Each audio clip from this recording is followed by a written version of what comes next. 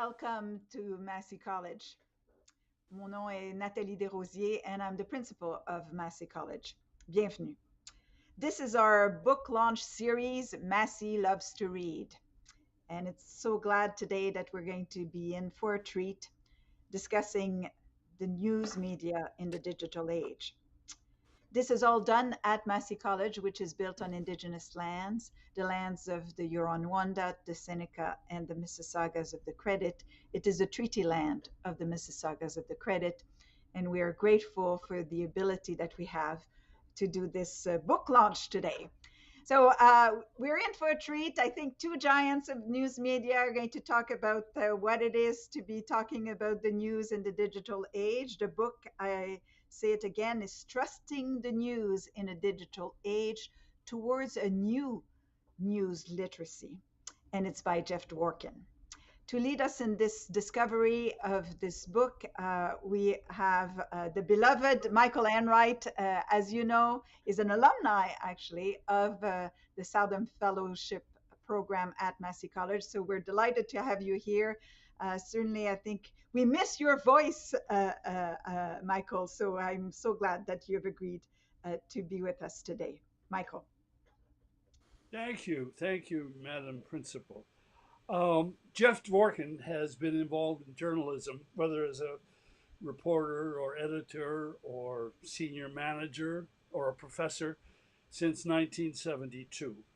He was managing editor and chief journalist of CBC Radio News and was vice president of news for National Public Radio in Washington. He later became NPR's first ombudsman. He has taught journalism at Ryerson University and since 2010 at the University of Toronto.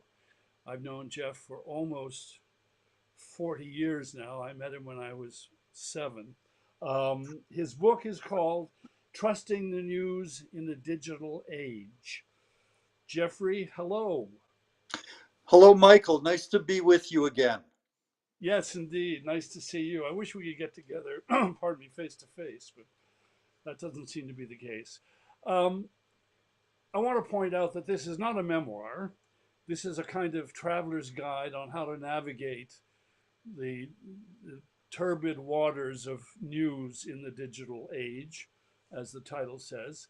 And I want to start off by asking you what sparked you, what prompted you to write it? Why did you sit down with the agony of writing and produce a book? Actually, it sounds like a bit of a cliche, but I really owe it to the students that I taught were in my classes at U of T Scarborough campus. And I realized that dealing with 18, 19, 20, 21-year-old people who are interested in journalism, that they often, certainly at the age of 18, have a lot of misconceptions about the media and about journalism and about what constitutes the kind of journalism that they feel is useful to them. I'll give you an example. What I would do when I would start a class with those first year students, those freshmen, out in Scarborough, which, as many of you may know, is a extremely diverse community in Toronto, that many of the people who have settled in Scarborough these days are immigrants themselves or the children of immigrants. And U of T Scarborough has a lot of international students. So they would come into the class with a lot of ideas about what journalism is supposed to do. And what I would do, I would start the class by saying, okay, tell me what you have seen, heard, read over the last day or so that you found particularly useful.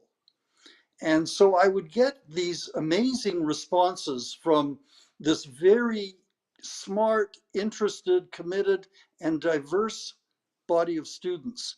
So for example, one day I got a student who came from India who said, well, I don't know what's relevant or important or reliable, but I know what is not, and it's the media from Pakistan. And a young woman got up and said, well, I can tell you for sure that I know that the media from India lies all the time. So I realized that there was a fairly large hill that we had to climb together. And we started to kind of deconstruct the news in those classes to talk about what they were watching, listening, reading, where they found it, who sent it to them, and how did they know to trust it or not. And that became kind of the basis for the book, which I see as kind of a primer for students, but also for the public, because there's a lot of misinformation and disinformation out there. And I think that those of us who are still in journalism, or who are teaching, or who are citizens who are concerned about the quality of the information, they need to figure out better ways of understanding and handling all this flow. All right, I want to go to the title and the word trusting. Pardon me. It's clear that almost every institution, whether it's religious or political or social, economic, is under siege these days, and I think is mistrusted. And the surveys have shown, Jeff, that journalists rank very low on the trust spectrum, alongside crooked cops, I think. Um, how how did we lose that trust or subvert it, and how do we get it back? I think one of the ways that trust has been lost is one of the consequences of the digital culture. The digital culture, which we all enjoy, we have email, and I mean, this interaction that we're having right now is entirely attributable to digital technology. But when the digital culture started to manifest itself, um, I think people started to be suspicious because their personal opinions were validated. They could see their ideas, their opinions, their impressions shared among many people. And this allowed for people to start to question whether their traditional trust in not just media, but in religion, in government, um, in all sorts of things, in universities, became questioned. And that questioning was allowed to disseminate for media organizations, whereas in the olden days, when you and I were in knee pants, Michael, there were a couple of channels in Canada that we could watch. There was a local newspaper that came into the house. But gradually, as the digital culture really undermined those traditional ways of connecting with our community, people started to say, well, I don't know if I can trust you anymore. And so that issue about trusting the media specifically is one of the reasons where in the book I've written about ways in which, if you sense, either as a student or as a citizen or as an adult or whatever, that you could suddenly find ways in which you could ask yourself the question, well, how do we know? Where does this come from? Let, Who's putting it out there? Why did let, Uncle Fred send this to me? And should I forward it on to my 25 best friends?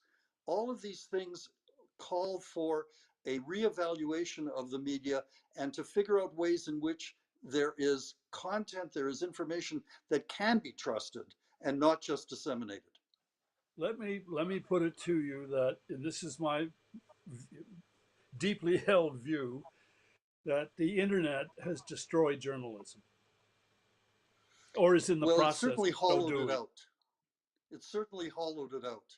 Um, that the idea of how how news organizations can survive in this environment after their economic basis has been ripped out from under them. It's really become quite difficult. A few years ago, the Canadian Journalism Foundation had a session about the future of newspapers. And the three publishers, La Presse, the Globe and Mail, and the Toronto Star, were there. And they were asked, what is the future of newspapers? And all three of them said, digital, digital, digital. It's more digital. Without understanding, that would be like saying we need more telephones. It digital is simply a platform, a technological platform that tends to transmit information. The problem is the information still valid? Okay, but it's also, by its very nature, because we live in such a fragmented media environment now, doesn't the presence of the social media and all the Facebook and all that, doesn't it only serve to further divide what is already fragmented? I agree with you, and that's the part of the major problem of how can news organizations, media organizations aggregate, to use the popular phrase, aggregate an audience so that there is still a sense of community in which media organizations act as an agency. And that is becoming increasingly difficult. There's also something called bias confirmation, which means, the sociologists say, this means that we go after information that fulfills our own prejudices. So we're not going to read a website or a newspaper that is at complete variance with what we believe. We are in a kind of an echo chamber. And the challenge for media organizations is, how do you help people understand information with which they agree, but at the same time expose them to some ideas that may be more challenged and Okay. more challenging? All right, let me go into the book for a moment. What do you mean by fake news? And how does it differ from propaganda? Um, they're pretty much similar in many ways. There is misinformation, which is, I think I saw a coyote on the street, but I'm not sure, but I'm going to send this around to let people. It may be true, it may not be true, but it's not deliberate bending of the realities.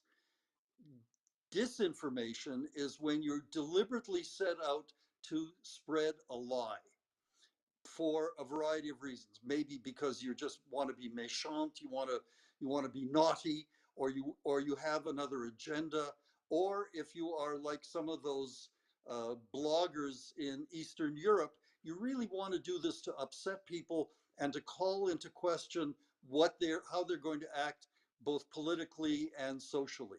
So, for example, in the 2016 American election, there are these bloggers in Moldova and Slovakia that sent out blogs basically undermining Hillary Clinton. And they sent it out in such a way that they could target, because the internet is now a vast resource of information about who's on there. Anytime you and I go on the internet, somebody knows about us. There's no privacy anymore. What these bloggers in Central and Eastern Europe and Russia discovered was that in Middle America, usually in Wisconsin and Minnesota, there were a number of people with some strong um, religious feelings, mostly evangelical. So they would target these people because they were able to have access to their email and their Facebook pages, and they would put pictures of a drawing of Jesus and the devil arm wrestling. And the caption underneath was the devil saying, "I'm not going to let Hillary Clinton win." And Jesus would say, I, no, it was the other way around. That the devil was saying, "I want Hillary Clinton to win," and Jesus was saying, "I'm not going to allow her to win." And so if 10% of the people who saw this said, I wonder where this comes from, it created a kind of doubt in their mind. And as a result, that ability to provide misinformation and disinformation coincided, and it worked extremely well. And politicians, especially in some parts of the States and in some parts of Europe, know this very well. And the internet has become an agency to spread this misinformation and disinformation. But what does that say about the gullibility of ordinary consumers of media, people who watch television or, pardon me, read magazines and newspapers. Well, Are we that gullible or I stupid or think what? there is an ability to discover how gullible people can be by sending them provocative bits of information that work into their whole idea of bias confirmation. If if you, Micheal Enright, were opposed to Hillary Clinton's campaign, you would be predisposed to click on that, and then someone else would send you another thing that would reinforce that. What we have now, it's starting to change a little bit, but still the large media agglomerators like Facebook and Twitter and YouTube are able to find out what you are particularly interested in, and then they will send you more of the same.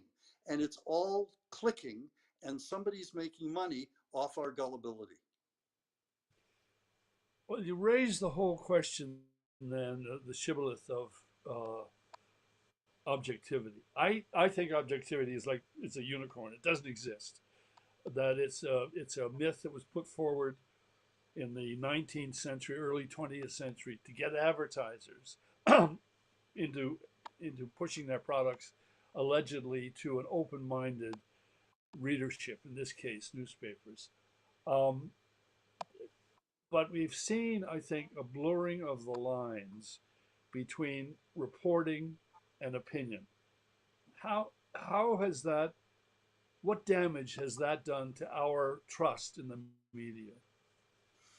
Well, we have to go back a little bit in history to after World War One, where there was an enormous battle um, going on in American newspapers and in the universities. And the battle was between um, uh, Walter Lippmann, who was an elitist who felt that because the information that led up to World War One was so bad and so inflammatory and so manipulative that we need elites to help guide us so that we don't fall into the trap of going to war like that again. He was opposed philosophically by John Dewey, inventor of the Dewey Decimal System, who taught philosophy at Columbia University. And Dewey said the problem of journalism is not that we have a level of journalism that is flawed. The problem of journalism will be resolved by having more journalism, by being more populist. And this was the battle that was drawn in American newspapering between uh, between Lippmann and Dewey. We're still seeing some of those same arguments going on today that have been exacerbated by the digital culture.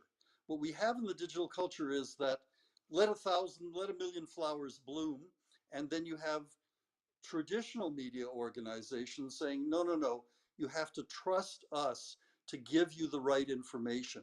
And that becomes that's where the battle lines are being drawn right now. So that you have uh, newspapers and broadcasters trying to figure out what constitutes reliable information and hoping that the public will adopt those values. At the same time that this was happening in the 30s in Britain and in Canada, the rise of public broadcasting was seen as a counterbalance to bad journalism. It was going to be openly elitist, it was going to be educational, and in the United States, it also began in the university radio stations in the 30s and 40s, which started to generate a lot of attention and a lot of value for citizens. So that the battle that we're going through now, seen through a digital prism, is actually an old battle that's been going on for more than 100 years. All right, but to bring it down to the level of the reporter, the young reporter, how how is he or she supposed to cope with this as a standardized practice? I'm thinking of what's now been called the other sideism.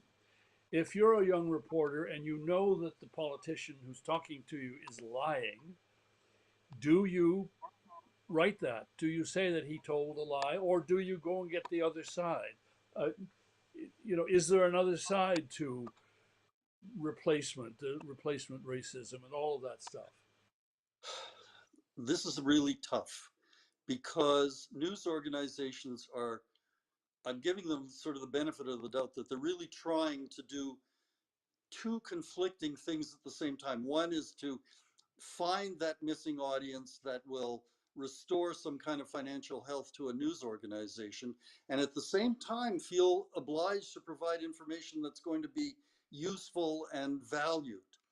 Um, Occasionally, I would get interviewed by uh, local television or radio on the issue of the day.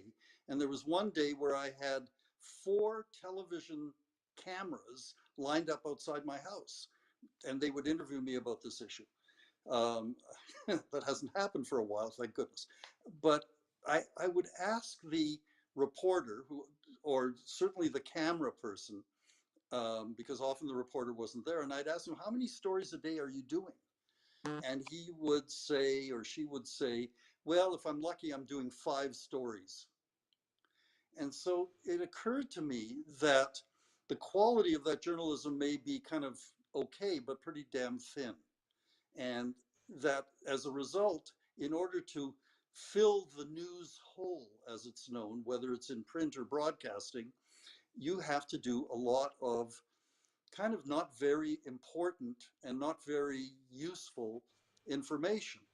And my students and I would talk about this, about, I want them all to get jobs, and I'm seeing a lot of their names around in the various media, both in Canada and the US, so I guess that's a good thing. But I said, I want you to go in there and I want you to ask your assignment editor or your supervisor, is this the best we can do? Is there anything more we can do with this story? Because right now, because the news hole is so demanding, and the resources available to fill the news hole are so much thinner than they've ever been. News organizations, not all of them, and certainly there are many bits of excellent journalism being done, but a lot of journalism is basically what I call the low-hanging fruit of local news, which is weather, traffic, and crime.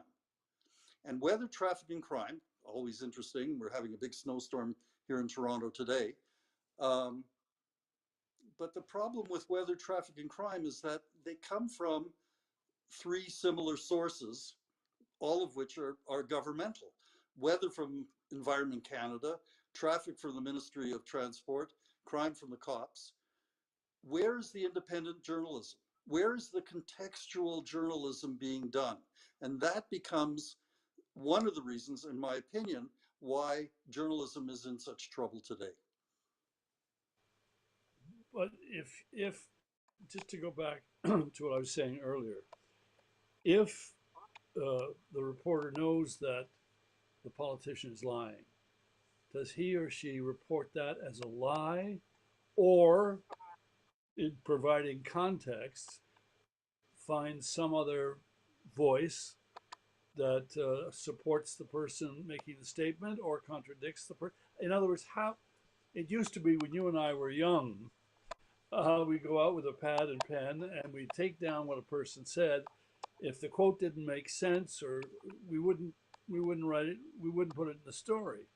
But now, because of this, you've got a product. You have to produce product for the web, for the digital. We have to use everything, so that you talk about critical thinking. How do you apply critical thinking to that? You put your finger on it correctly, as usual, Michael. And the problem is that um, it's it's about clicks too often. So that if a reporter is able to denounce a politician, um, and does it in a news story, this is the blurring of evidence-based reporting and opinion. And increasingly, because the newsrooms of the nation have been hollowed out to such an incredible extent, there's a lot more pressure, I'm told, in newsrooms for journalists to be part of the story by getting their opinion inside the organization. And I think that's one of the weaknesses of contemporary journalism, is that we're not doing enough context, but instead we're bloviating here and there and hoping that that passes for journalism. The other thing that's disappearing, if it hasn't already disappeared, and I see this in newsrooms at CBC when they were open to us, and I hear about it anecdotally around the country, and that's the sense of excitement and engagement and fun. Didn't you have fun as a kid reporter? Yeah, I've gotten into some trouble from time to time. Tell me about it. In 1976, there was a provincial election in Quebec. I was the local Yep. reporter in CBC television, and I was assigned to do a riding profile, a constituency profile, where the Premier of Quebec was running in East End, Montreal, Robert Bourassa. And so, but I was given 3 days to do the story. I can't imagine a local reporter being given 3 days to do anything, certainly. So I went out without a camera, and I went to the district, and I wandered around, and I talked to people, and there was a lot of unemployment, and a lot of what are called by the economists tertiary industries, hot dog stands, which were doing a good business in that riding. And I asked people, "Are you going to vote for Bourassa?" And I got no one saying that they were going to vote for him. They hated him and they wanted him out, and they were going to vote for the separatist Parti Québécois under the leadership of René Lévesque. Okay, so I came back to the newsroom and I sat down and I thought about my story, and the next day I wrote it and I showed it to an editor. And he said, "What are you doing?" And I said, "I'm doing a writing profile for Bourassa's writing." He said, "Well, the polls say he's going to win. I don't need to see your script." I was just starting out in the business, and I thought, "Oh, okay, that's fine. That's the way it works here. That's the way it works." Third day, I go out with a cameraman, because they were all men in those days, and we took some pictures, and I did some interviews, and then I did what's called a stand-up close, where I standing there with a microphone, giving basically my prediction of what was going to happen. That was really not very smart of me. Anyway, what I said was, because I was so young and wet behind the ears, I said that it seems clear to this reporter that the Premier of Quebec not only will lose his seat, but he's running perilously close to losing his security deposit of $100. In those days, any candidate had to put down $100, and if he or she didn't get 10% of the popular vote, you lost your deposit.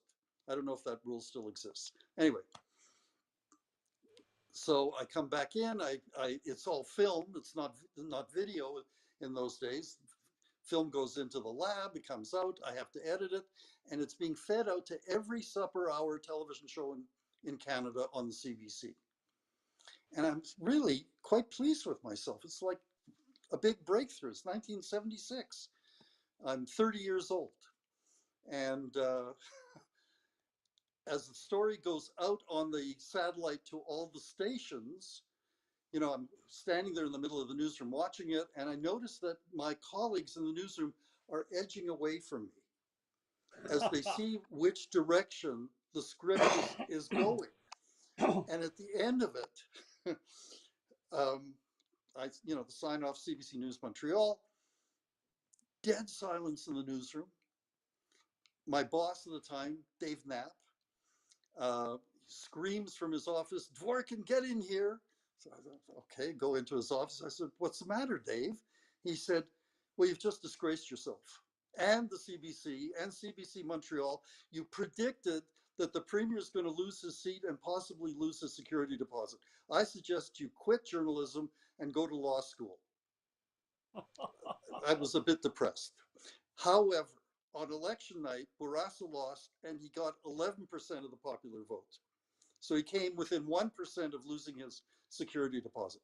But what it taught me was not to be so stupid, or try not to be so stupid, Right. and take chances with the facts that even though they were right, it was presumptuous of me to assume something that I had no control over.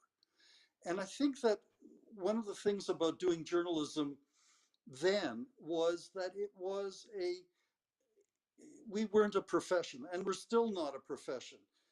We tend to learn the craft, the trade craft of journalism by doing and practicing journalism on a daily basis.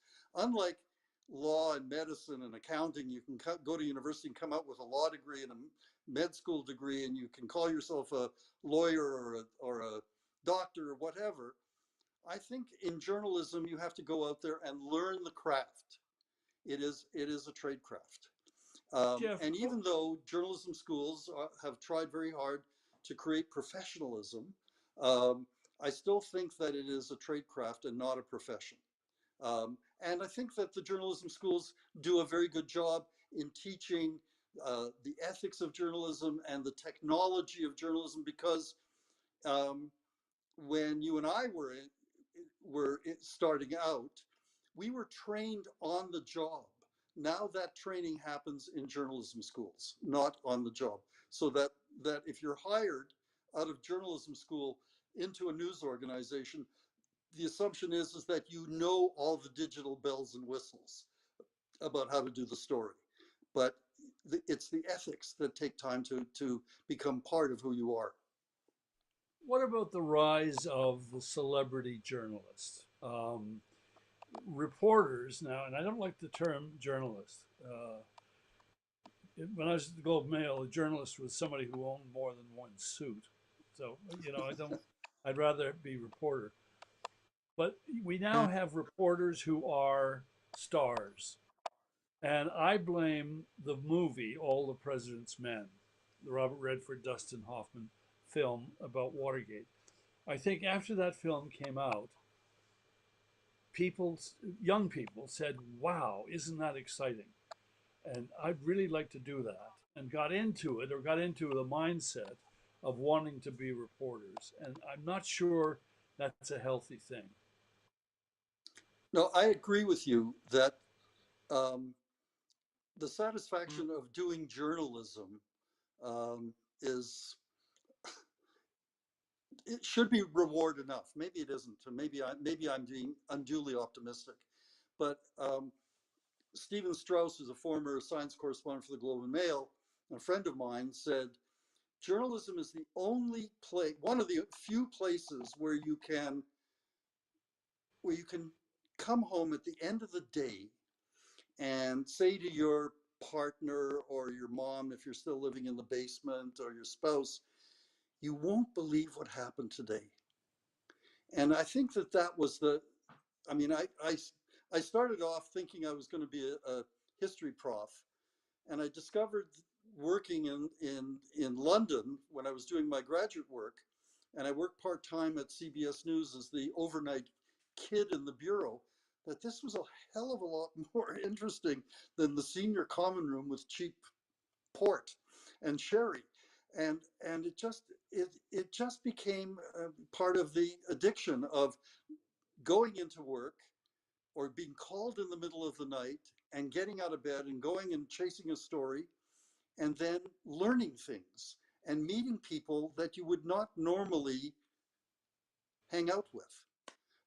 It was just terrific, and it always has been. And I think that's the joy of journalism, if you can call it that. It's still there. I mean, my former students seem to be having a much better time, and partly because they're making demands on their bosses that we should have made years ago, which is to say, you're hiring us, but you're not listening to us. And these younger, more diverse cohort of young journalists who have come out of many J schools, they want to be part of the discussion. They want to be at that editorial table in the morning when they're deciding which stories are going to be part of the news hole that day. And I think that that becomes really a powerful issue now inside media organizations. I sense now that there is a real generation gap inside many news organizations. What news organizations did properly, as we did back in the 80s, we understood that our newsrooms were too male and too white. We had to change. We hired a lot more women. We tried to hire um, more journalists of color. Kind of hate that phrase. Um, and we were pretty successful at hiring a lot of women. And that changed the nature of how newsrooms operated, because the values of the older, whiter management structure started to be torn down. What you have now is this quite proper instinct to hire more diverse journalists so that the newsrooms start to look more like the people that we want to be part of our news culture. So what you have is all these young people coming into news organizations, and they find themselves after about a year or so saying, well, wait a minute, this isn't working. This isn't working for me, because they're not listening to me. They're expecting me to turn into a version of an older, whiter reporter, an older, whiter journalist. So you have this phenomenon, the New York Times has mentioned it, called resistance journalism. And resistance journalism is, these young people saying, you've hired me, but you're not listening to me. And I think this is going to be the challenge for news management and for this younger cohort. I'll give you another example.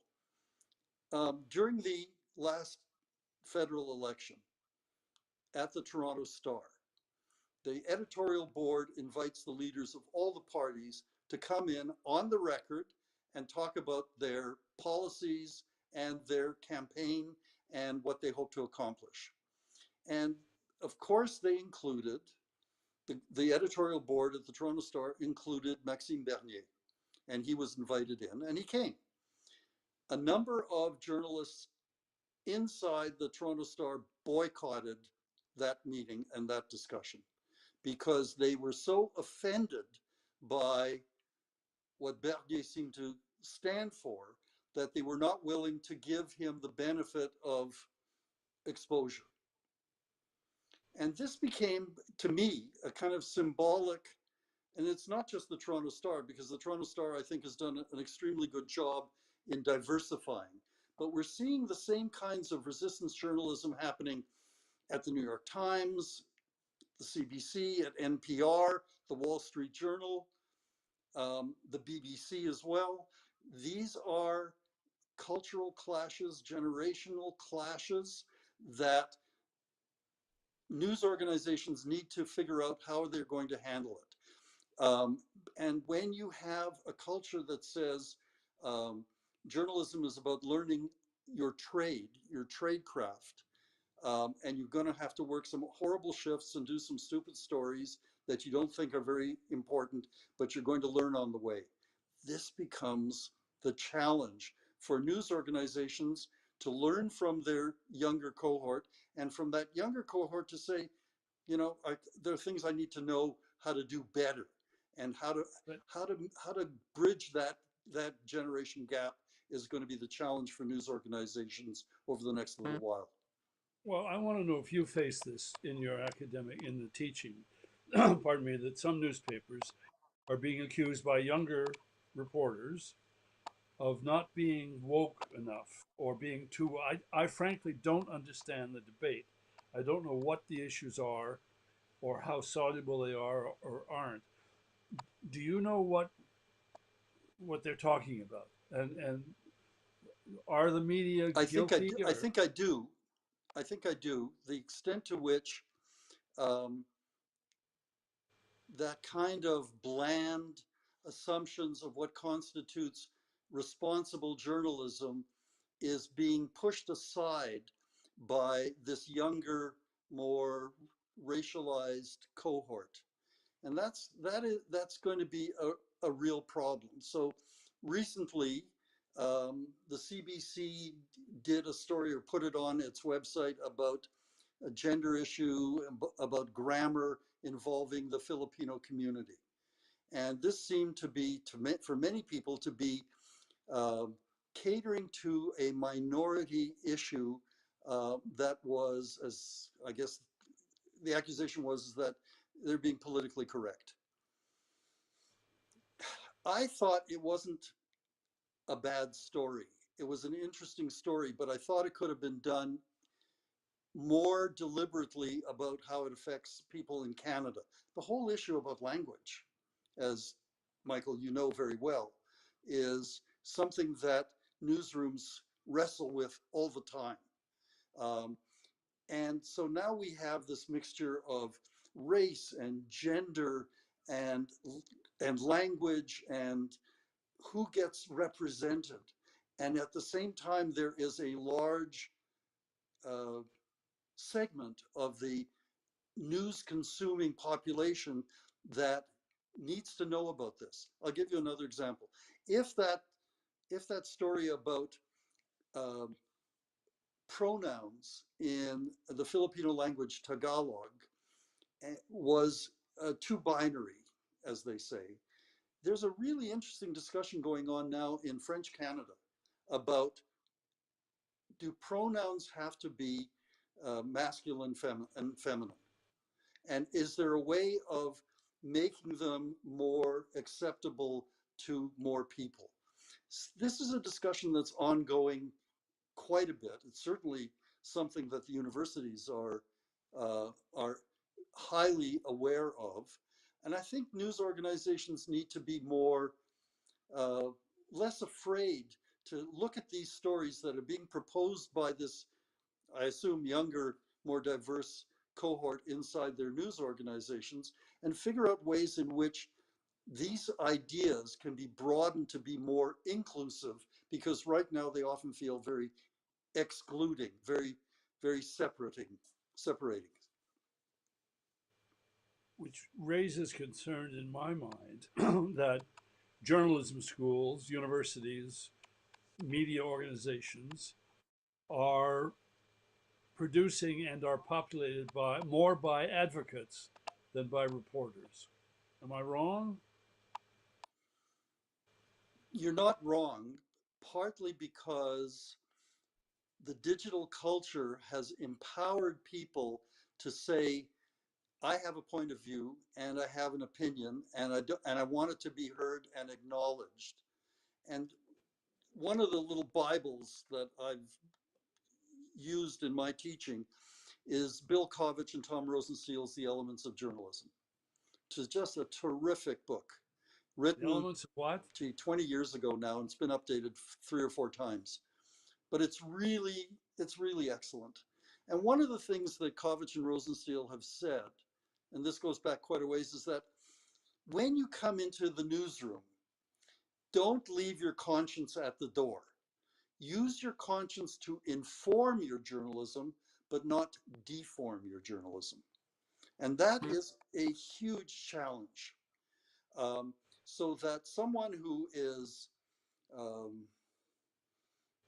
not gender specific and wants to talk about how that person sees the world, does that journalist have enough support, editorial support, from a producer or an editor to be able to fashion that concern into a story that actually reaches people? Or are we just sort of compartmentalizing everybody again? That, to me, the purpose of journalism is to create community, but to identify what both makes us different but makes us similar. And that, to me, is the challenge of journalism in a digital age. We're going to go to some questions in a moment, Jeff, but there's something I want to get a report card from you on how we in the media have covered, I think, the two major stories of the last year. One is the COVID pandemic, and the other is the insurrectionist mob attack on the U.S. Capitol. How well or badly have the media done? COVID is an ongoing story that I think is being too often reported without context. Instead, there's a lot of frightening information that's being put out there about how many people have been admitted to hospital, how many people have been found to be COVID positive, without any indication of which direction those numbers are going. So that there is a sense of kind of panic being disseminated by many media organizations. I think only in the last day or two have I seen newspapers start to point arrows up or down about uh, whether COVID is diminishing or staying the same or increasing. So I think that somehow that change is starting to happen now. But basically, COVID is a story that is, in a way, too good to let go. It's just, you know, it's almost like the Red Scare after World War II. The communists are everywhere. They're under our beds. COVID is everywhere. We could get it. I mean, we need to figure out a better way of helping the public Okay. understand what is a legitimate, serious medical emergency and what is not. What about As January for the, 6th? I'm sorry, What about January 6th? Yeah, you were getting to that. January 6th. I think some of the major media organizations have done a great job. What they haven't done is track these people. How did these people get to the point where they felt that they had to overthrow the government of the United States? And now we're seeing uh, people being charged in the United States with seditious conspiracy. That used to be a capital offense in the United States, punishable by death. Yeah. Now it's just it's life. It's 20 to life. So they're now starting to understand that they are in a extremely difficult, dangerous place. But whether there's anything that they can do about that, it may be too little, too late. And I worry a lot. I worry a lot about my friends, colleagues, and family in the United States about what could happen next. Thank you, sir. Were you willing to take some questions now? Always. Terrific. All right. There's a question from a former colleague of ours, actually, Roger Morier, who worked at CBC Radio for many years. And he asked the following: who are journalists these days? Can't anyone with a phone and internet connection be seen as a journalist, sending information, truthful or not, on Facebook, Twitter, to audiences small and large? Too often that happens. Roger's right. Um, we need better gatekeeping in journalism. And part of the problem is that as news organizations have been hollowed out, news organizations have been letting people go, and they've been letting older people go because they're usually the more expensive employees. They're hiring younger people and more freelancers. And this is especially an issue around international reporting. Somebody wants to make their chops by going to Syria, and without the backup required or the understanding of the situation or any of the historical context, but they're willing to go and be paid $75 for filing a spot for um, Breitbart or Politico. And this is not the kind of journalism that inspires trust. And part of it is that the digital culture and the digital technology has made it much easier for somebody to go off to a war zone and try to report. As you and I know, when it came to setting up reporting overseas, there was a lot of logistical Yeah. obligations on the part of the CBC or later when I was at NPR, and it's expensive. To give a reporter, put a reporter under war insurance for 2 weeks in Iraq during the war there was $100,000. So it's much more cost effective to say, well, we'll pick up some person who may know what he or she is doing and pay them a couple $100 and not put on any war insurance. There has been let's an get another abandoning. question. I'm sorry. Yeah, go ahead. All right, this is from Brenda Wilson. Where do podcasts, which perhaps allows for more reporting or not, fit into this, particularly with a public media seeing many journalists joining major media organizations to do their podcast? Well, I know Brenda from my days at NPR. She's a wonderful journalist. I think retired now, unfortunately. Brenda, come back. I think podcasting has been a boon to radio journalism because it's allowing people to use the technology to best effect. And I think this has been terrific. The problem is there seems to be so much of it around that it's very hard to figure out which podcasts are useful and which are less interesting. But I think that podcasting is here to stay, I hope, because it's giving that kind of audio experience to more journalists and to more people in the public. It's also taking audiences away from traditional broadcasters, and broadcasters are now having to find a way of integrating their podcasts into their main offerings on a daily basis. Okay, another question. This is from Helmut Reichenbacher. And his question is this: what about the economics of producing and delivering news? Who is willing to pay for news, and how is anybody going to pay for investigative journalism? If I knew the answer to that, I could retire comfortably. It's a challenge. It's a very tough time to be in news management. The costs are there. They keep going up. How to get the public to underwrite and support journalism in a way that allows for the credibility to be enhanced and that the service to the public to be maintained. There's a group that I've been connected with for the last number of years called Public Broadcasting in Canada for the 21st Century. And we've been wrestling with that idea about who should pay, how they should pay, whether media organizations, specifically public broadcasters, should be dependent on government, and what are the downsides of that. At NPR, when there was a threat that and NPR has always been a private, not-for-profit company that is basically owned by the stations. It's not a network. It's a very interesting model.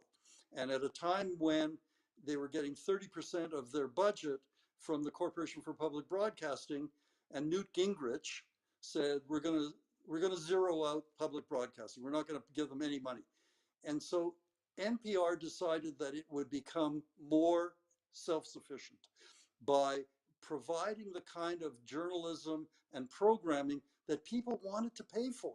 That's more of an American thing than a Canadian thing, I think. But it worked in the United States. Whether something like that could work in Canada would require a shift in the content that is being provided now by the public broadcaster. Let me ask you something. Can you see this? I'm trying to hold it in front of the camera, I might. Okay. This is it, our last day. Something. It's the last issue of the Toronto Telegram from October 1971. And I keep it to remind me how fragile newspapers are, the whole economics. Let's get another question in, if we can. From Bernie Looks. Why is that name familiar? What is your view of Substack bloggers who have emerged in recent years, former employees of mainstream organizations such as Matt Taibbi, Barry Weiss, and Andrew Sullivan, all three very controversial reporters? Well, they're all tend to be on the conservative side of things, and they feel that news organizations have their own cultural standards beyond which they refuse to go.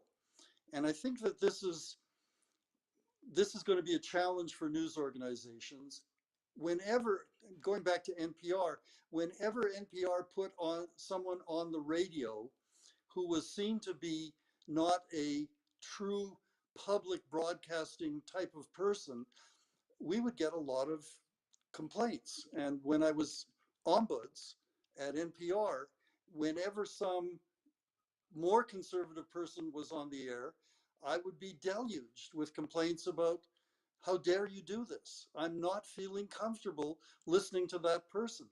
This has got to be part of the deal, in my opinion, that somehow we have to let the audience understand that a variety of ideas is not always a bad thing. And we don't need to do this kind of echo chamber because that I think will create a tremendous problem for how people see newspapers. It will just be retreating into smaller and smaller spaces, and that's not a good thing. Okay. All right, we have about 5 minutes left. Let's try and get some more questions. Madeline Ziegler. What media player do you think is delivering effective and unbiased journalism nowadays? Which I one? don't think any media organization does it completely.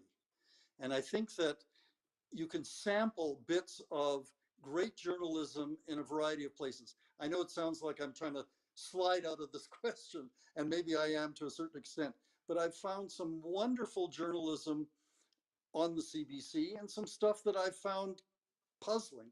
The same thing with NPR, the New York Times. I think one of the things that I asked my students to do was do the job, but give me a sense of hope, if at all possible, at the end of your journalism, so that we're not just sitting there thinking, God, this was so depressing, and I don't know which way to go, and I'm not going to follow the news anymore because it's just so uninspiring.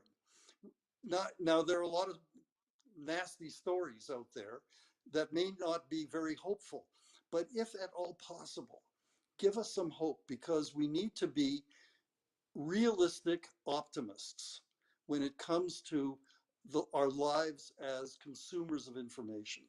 And that means that I'm not going to depend on one source for my information. I'm going to be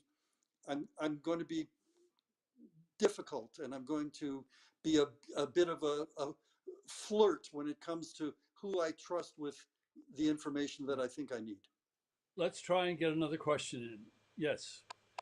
From Kim Kieran's. What do you think about the Trust in News project as a way to build confidence among audiences in the quality of information? Canadian media such as the CBC, the Star, and Walrus have signed on. How do they know it works? What are the qualities of those news organizations that allow for the public to participate? My bias is, of course, towards the value of the ombuds. And the ombuds has to be more than just an expression of public relations. This is the challenge. This is going to be the challenge. Trust in news only happens when the public is let inside the process. That's when it all works out. But until that happens, it's this idea of trust us, we're journalists, we know what's best. And the public properly doesn't believe that. All right, one last question, and we're out of time. From Joey Coleman, Philip Meyer's 2004 The Vanishing Paper notes that newspapers were cutting staff prior to the internet when they became public companies in the 70s and 80s. Is part of the journalism problem corporate structure? Absolutely. I think when you are answerable to your shareholders rather than to your audience, you will always look for ways to make more money more quickly. And I think that this becomes the challenge for many news organizations. And I think we're seeing the creation of these news deserts around North America, places where people have no access to more than one news source, and even that news source may be pretty thin. So yeah, I think that's the problem. Thank you, Jeff. Those are the questions, and we're out of time at the moment. But thank you very much for doing this. I Thank you, appreciate it. Michael. I appreciate it as well, really do. Thank you. There's the book, Trusting the News in a Digital Age.